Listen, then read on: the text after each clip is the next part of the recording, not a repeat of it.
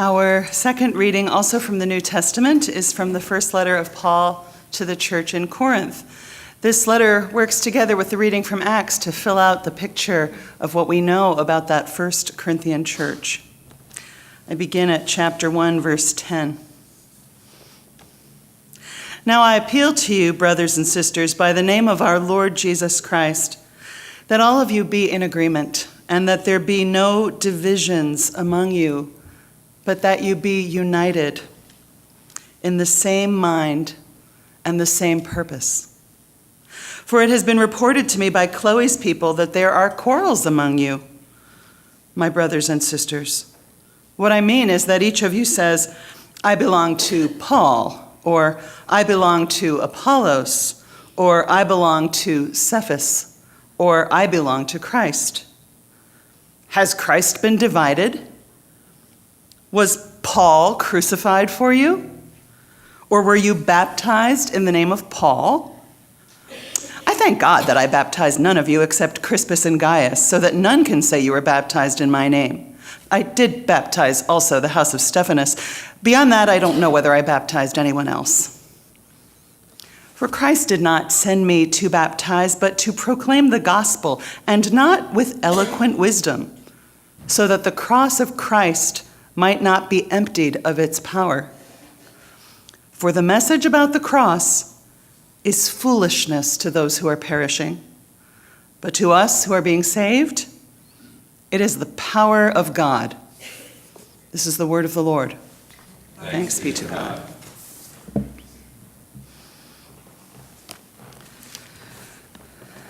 Today, like last week, our two passages work together. The reading from the Acts of the Apostles tells us about the very beginnings of the church in Corinth, how Paul went there, met up with the missionary couple, Priscilla and Aquila. It tells us how they all supported themselves, making tents, and to this day, part-time pastors who have another job besides being a pastor are known as tent makers. They supported themselves making tents while they went about the work of preaching the gospel and planting this new church. Also, like last week's passages, Paul begins his work by appealing to those who already know something about God, faithful Jews who come together in the local synagogue. It's an optimistic little passage, giving us the feeling that these three hard workers are bound to do something good, light the divine spark, make something happen here in Corinth. Then the passage from 1 Corinthians gives us a view of life in that church some years later, maybe as long as 5 or 6 years down the road. There are some problems. Actually, there are a lot of problems, more than Paul reveals in this little section. The church is mired in conflict. If you read the entire letter, the first letter that Paul writes to this church, and we are going to read passages from it over the next 3 weeks after today, you will find that the people are at odds over a number of issues. These include sexual immorality. There's someone who's in a relationship with his mother-in-law. Whether or not it is okay to eat meat that was used in sacrifices to pagan idols, not an issue that comes up for us a lot today. The problems of class division as it's played out at the Lord's Supper. Class division is always with us. Who exactly are the most gifted Christians? What spiritual gifts are the most important for sharing with God's people? And what people believe about resurrection. These are not insignificant issues. These go to the very core of the identity of the faith community. But Paul chooses to start at the very beginning, a very good place to start. He begins with the sacrament that is our entry into the life of church. He begins with baptism. To understand Paul's concerns, it might help to understand the church was still very young at this point. The crucifixion and resurrection of Jesus are only 20, maybe 25 years in the past. Very recent. This is 2016. 20 years ago was 1996. Put it in that perspective, not that long ago. So far, at this point, the church has not yet adopted a single standard as to how to prepare people for baptism. 200 or 300 years later, the process of being baptized will be very formalized. It will include a time of study and preparation, several months perhaps. There will be intensive instruction about Jesus and the Gospels. There will be special prayers. There may even be exorcisms performed on the candidates. But none of that has happened yet. When the church is just starting out, it's not unusual, and we see this happen in the Acts of the Apostles several times. It's not unusual for a missionary to give a sermon and then baptize anyone who comes forward after the sermon. We would call that an altar call. That's essentially the way people are prepared for baptism. They hear a single sermon.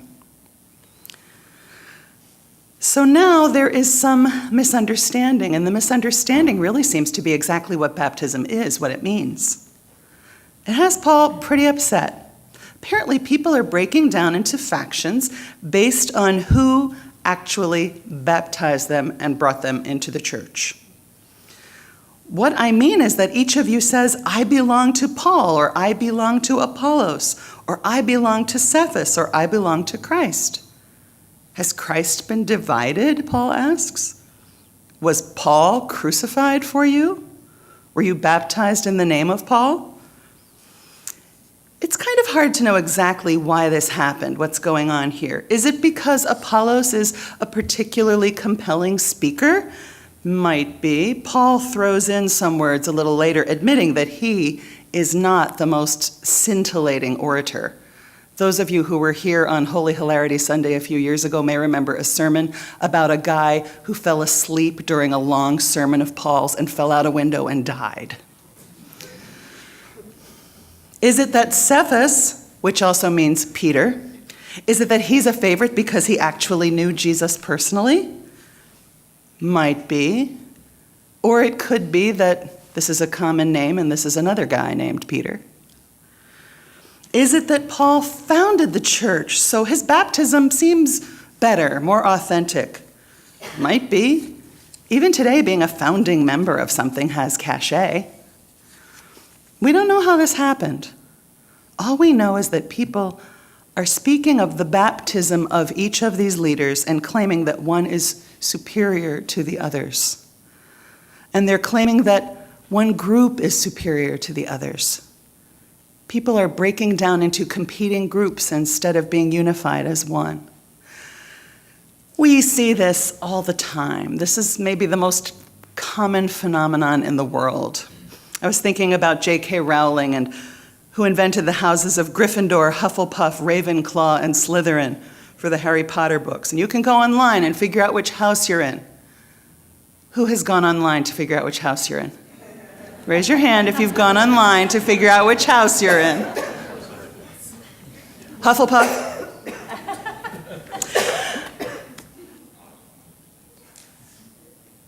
We like being part of a club. We like having a particular identity. It's a very human thing. It's also that time of year when we cease to be just friends and become suddenly fans of the Yankees or the Braves or the Cubs or the Phillies. And we adjust our conversations with one another accordingly. And of course, there are fans of, in alphabetical order, Clinton, Cruz, Kasich, Sanders, and Trump, and they all can and do have many interesting and lively conversations and interactions around those particular fandoms. This is a phenomenon we see all around us. The question is, how do we get past it? Usually, we try to step back and see the big picture. In the world of Harry Potter, that happens from time to time, and especially at the end of the story, during the Battle of Hogwarts, when everyone has to take a stand for good against evil, or for evil against good. Can't get much clearer than that. For baseball, the love of the game sometimes brings people together. The mid-season all-star game doesn't hurt. For the presidential election in years past, It's often happened that sometime after the election, people unified around a president who they didn't wish any ill, despite their misgivings. They had hoped that the person might do some good. After a tough election, people unified around President Bush after the attacks of 9/11, though that unity was short-lived. With each passing election, it seems to get harder and harder. As for baptism, after throwing up his hands and going back and forth as to whether he himself has actually baptized any of these folks, Paul finally says, "Christ sent me to proclaim the gospel, and not with eloquent wisdom, so that the cross of Christ might not be emptied of its power. For the message about the cross is foolishness to those who are perishing. But to us who are being saved, it is the power of God." We are united in our baptism not because of the gifts or skills or pedigree of the person who baptized us.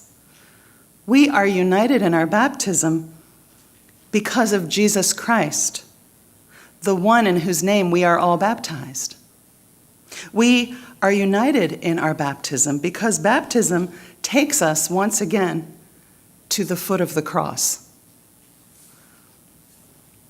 The cross is never an easy sell. We are uncomfortable with it. The Corinthians were uncomfortable with it. I mentioned this last week. I said Jesus was a nobody from a one-horse town who not only did not overthrow the Roman occupiers, he was killed by them in the most humiliating form of capital punishment that existed. This week, I heard someone else say this a lot better. To anybody in the ancient world, it would be repugnant to think about the power of God being conveyed through the crucifixion of a man. I'm sorry, no, the person who's crucified loses. They're the weakling. They're the ones who come out on the short end. And to say that, no, that actually is the means of God's power encountering people. The power of divine love being communicated to people. That's the unsettling idea that takes you back to what's absolutely central. The big picture, what is central, is the love of God. The big picture, what is central, is Jesus living out and dying out of God's love. What is central, the big picture, is that God seeks to bring us together, not to divide us. I can imagine Paul's pain. It is a punch in the gut to hold these things side by side. Factions in the church, side by side with the overwhelming love of Christ, whose only goal is to love us and reconcile us with one another and God. That's Paul's big picture, and that's ours too. This is what has him anguishing over this church.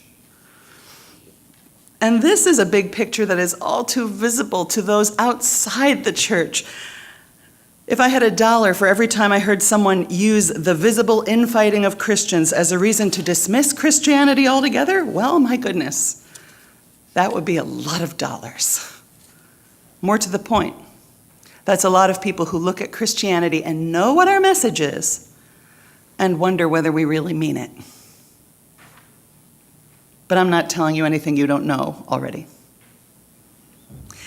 In his mission to take the gospel to the ends of the earth, Paul has been preaching Christ crucified and risen.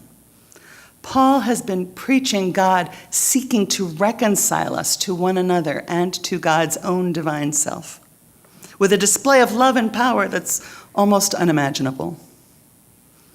Baptism is the sign God puts on us. The sign to remind us that God has done this, of all that love and all that power. In baptism, God invites us to be a part of the ministry of love and peace and justice. Our faith asks us to hold these things together. The big picture of Christ's actions on our behalf and how we behave. The big picture of God's goals held alongside our own personal goals. The big picture of God's love and how well we love one another. For us, the message of the cross is the very power of God. The power given to us for love, for justice, for reconciliation, and for peace. Thanks be to God. Amen.